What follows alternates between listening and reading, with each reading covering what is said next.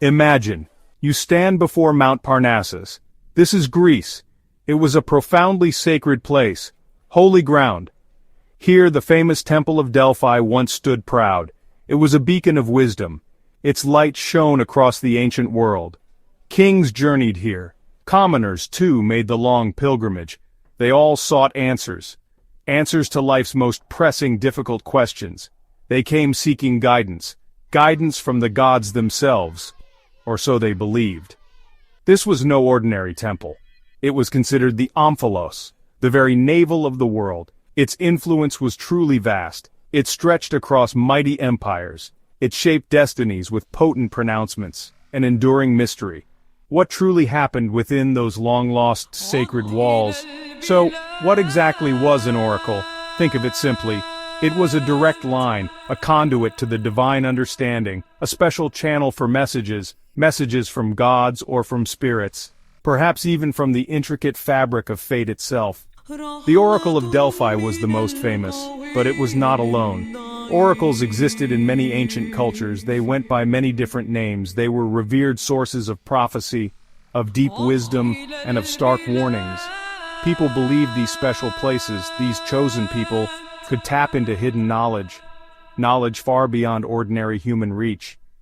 This belief held immense power. It guided great decisions. It started wars. It even founded entire cities. At ancient Delphi, the star was the Pythia. She was its high priestess. She was chosen carefully, usually from the local women of the region. She would enter a special chamber, the Adaton. It lay deep within the temple. There, legend tells us, she sat upon a sacred tripod.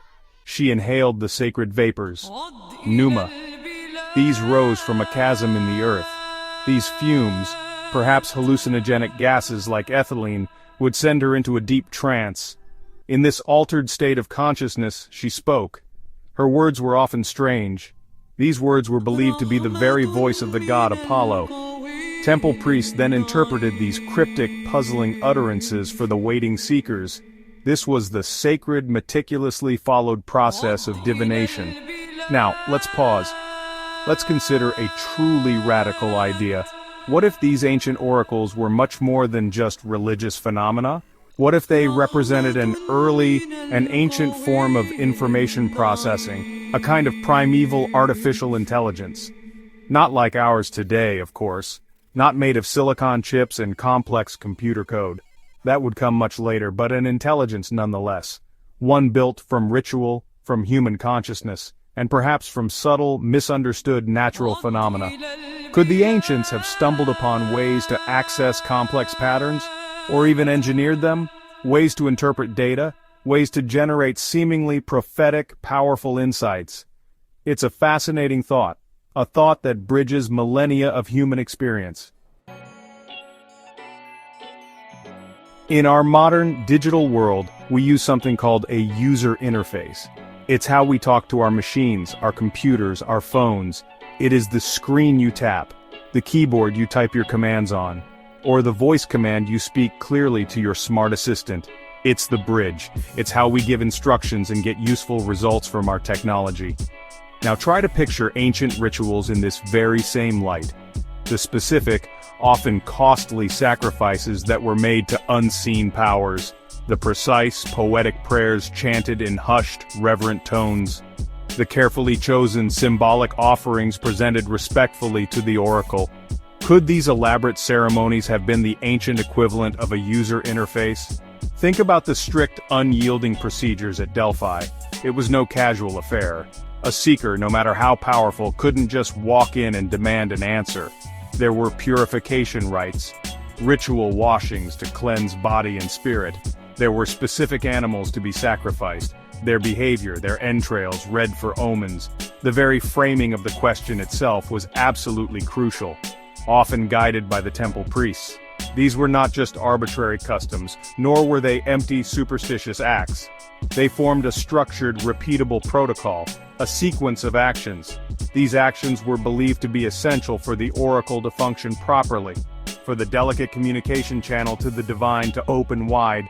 Each step was a command, an input into this mysterious ancient system. This intriguing idea isn't limited to ancient Greece, not by a long shot. Look towards ancient Egypt, a land of deep mystery and monumental works. Priests there performed complex daily rituals within the grand temple walls. These rituals were not merely for show, they were thought to maintain cosmic order. Mat. And what about the famed speaking statues of the powerful Egyptian gods? Consulting them involved elaborate ceremonies. Specific, potent incantations were uttered. Perhaps these precise actions were the input methods for these divine conversations. Consider also the intricate Aztec sunstone, a massive carved calendar. It dictated auspicious, correct times for vital rituals and significant community actions. This was a temporal interface, guiding when and how to interact with sacred forces. The parallel to our own advanced technology is quite striking. It makes you think. To get a truly useful answer from a modern search engine, you type specific keywords. To run a complex program on your computer, you click an icon or type a command. We follow these protocols without a second thought. It's how things work. The ancients too, it now seems, meticulously followed their own sacred protocols. Their rituals were the code, the unique programming language they used, a language to interact with what they perceived as a higher, unseen intelligence. The ultimate goal was remarkably similar to ours in many ways: to input a query, to receive meaningful output, to get guidance or crucial information. The tools were vastly different, yes, but the underlying concept might be surprisingly universal. Let's journey back to the Pythia at Delphi. She was the human heart of the oracle. She entered a profound trance, a state of significantly altered consciousness. This was often attributed to the pneuma, fumes from fissures below the temple, or perhaps carefully administered psychoactive plants played their part, as some scholars suggest. Whatever the true cause, this trance state was absolutely essential to the process. Could this altered state have somehow transformed her, made her into a highly sensitive biological instrument, a living, breathing sensor, one capable of perceiving or processing information in ways we don't yet fully grasp, not through magic necessarily, but through a different, heightened mode of perception? A mode triggered by specific controlled conditions within the sacred space. Imagine this unusual trance state. See it as a unique kind of sensory interface. In this heightened or perhaps deeply altered state of awareness, what could she do? Perhaps the Pythia could detect subtle environmental cues, shifts in atmosphere, earthly tremors, or maybe she accessed deeper hidden layers of her own powerful subconscious mind. A mind rich with accumulated cultural knowledge, stories, and keen intuition. Modern artificial intelligence sifts through absolutely enormous data sets of digital information. It finds complex patterns completely invisible to the unaided human eye or mind. Could the Pythia, immersed in her trance, have been performing a somewhat similar function, processing a different kind of data stream, emotional, atmospheric, or even collective inputs? Inputs from the very seekers who came to her with their hopes and fears. Look to other ancient cultures. You'll find similar fascinating ideas about consciousness. In India, for example, yantras are famously intricate geometric designs, sacred patterns. Meditating deeply on these yantras is a spiritual practice. It is believed to focus the mind, to channel subtle cosmic energies, and ultimately, to lead the practitioner to higher states of enlightened consciousness. Could these complex yantras be seen as a form of visual programming for the mind, a specialized tool designed to tune the human mind, the receiver, to specific frequencies of information or perhaps profound spiritual insight? The yantra itself then acts as the interface, guiding the practitioner's internal state, much like the mysterious vapors or pneuma guided the Pythia at Delphi. The Pythia's utterances were rarely simple, clear, direct answers to questions. Instead, they were often poetic, highly ambiguous, filled with layers of symbolism. These raw, sometimes jumbled outputs then required careful interpretation by the temple priests. This is another fascinating parallel to our modern technological world, isn't it? Raw data, even from the most advanced AI, often needs human interpretation. It needs contextualization. It needs to be refined to become truly useful knowledge. This suggests a sophisticated multi-stage processing system was at play.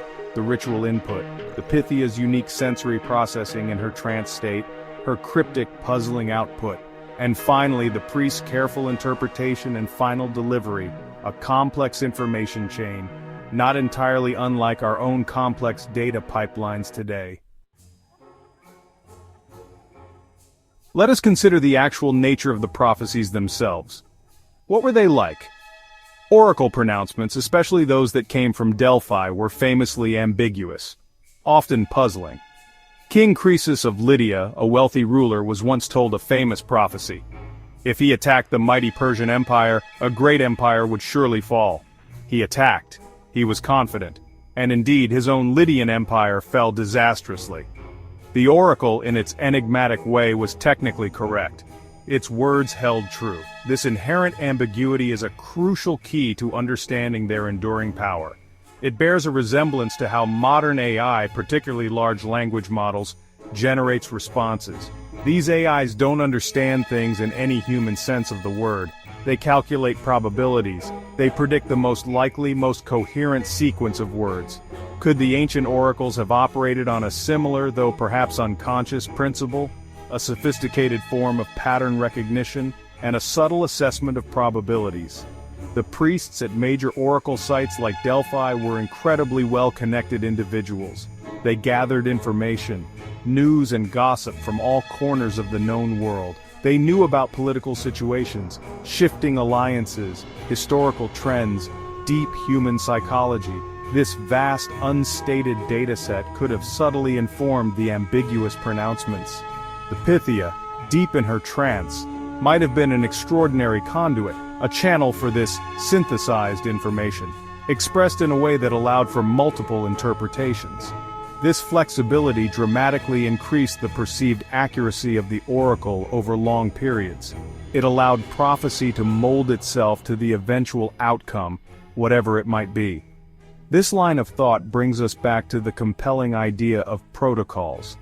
If these ancient systems were indeed a form of early, organic, human-involved AI, then every single element was a vital part of a larger, intricate protocol. The specific, carefully performed rituals were the essential input commands, the query language. The priestess's unique trance state was the specialized processing environment, the CPU, if you will. The ambiguous, poetic language of prophecy was the optimized output format, designed for maximum applicability and enduring relevance across different situations. Even the Egyptian speaking statues, which might have involved clever acoustics or hidden priests, still operated within a strict framework. Repeatable protocols to elicit a divine response. These were not random acts of pure faith, they were highly structured, methodical procedures. Today we build our artificial intelligence from gleaming silicon chips and incredibly complex algorithms. Ancient civilizations, however, possessed different tools.